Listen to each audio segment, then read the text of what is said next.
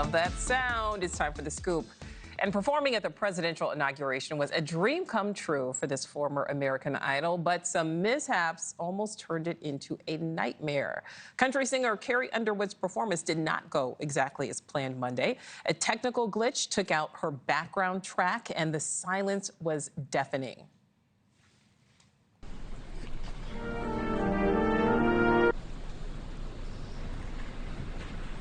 If you know the words, help me out here. Oh, beautiful for spacious skies, for amber waves of gray. All right, so on stage, the star was all smiles, but we just showed you a few seconds. She actually waited an astounding 82 seconds for that music to restart, but it never did. So she finally decided to improvise and sing a cappella. And then things apparently took another turn when she exited the stage. So let's bring in NewsNation senior story editor Paula Froelich. Reports that she was understandably not happy, but also reports that this drama may have actually started much earlier than Inauguration Day. Yeah, it's kind of nuts, Nichole. And in fact, I'm going to call this segment in defense of Carrie Underwood, because there were reports out that she was being a huge diva, that she was really upset by the lack of background music, which, by the way, as you just said, I think we would be as well. It's confusing. It's a big moment. It's annoying. You'd expect more. But then they said she made some demands, and she made she reportedly made these demands, which included a massive security detail, a custom-made dress, tickets for friends and family, and and then went bragging that President Trump had called her himself. Now, here's the deal. If President Trump called me himself and said, "Hey, Paula, why don't you come up and perform?" I don't know what I'd perform, but if he had, heck yeah, I'd be telling everybody. I don't see the problem with that. But the other thing is, of course she had to have security.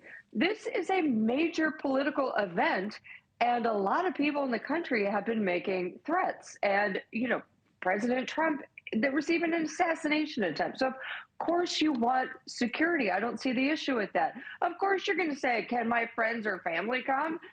They're probably going to say no because it was inside. But back when it was outside, there would have been plenty of room.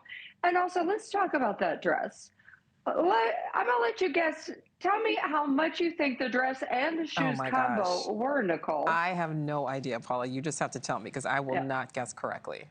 $571 US, which is about a tenth of what the other dresses of everyone else in the room was wearing. And I just don't think so. Yeah, I don't know. Well, I guess, and there are also reports that she snubbed now former Vice President Kamala Harris by not shaking her hand. I don't know. Listen, all I know is I would be upset if the music didn't play as well either, because, you're so excited and nervous and all of the feelings. But okay. You know what? Here's the deal, Nichole. There were cameras on at every moment. Yeah. So show me the tape, as they like to say at Bravo. Show me the tape where she snubbed Kamala. All right. Because I didn't see it.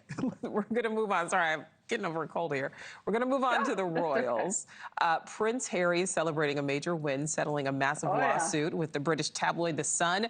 Paula, this lawsuit claimed the tabloid targeted him and his family for over 15 years. Oh, yeah.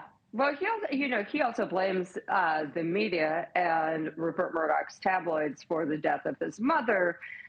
And, of course, then when he was with Meghan, he said they went really after him pretty hard. He was actually, and he has proven it, that he had his phone tapped, and it really ruined some friendships because he thought, oh, I only told one person this. They must have told the tabloids because there's no other way. And then, of course, we found out over a decade ago that the tabloids, the News of the World, which then shut down, and The Sun had been hacking into phones and taking private messages. Yeah. So he never settled. A lot of people settled. He never settled. And he finally settled on the day where they were supposed to start the trial, which would have been hideously embarrassing for the Murdoch empire. And you know what, at this point, It's great. The tabloid basically said we gave him an apology, not just for him, but for his mother, Princess Diana, which is what he has wanted all along. Yeah. Thanks for watching. Go to joinnn.com to find News Nation on your screen. And don't forget to click the red subscribe button below to get more of News Nation's fact-driven, unbiased coverage.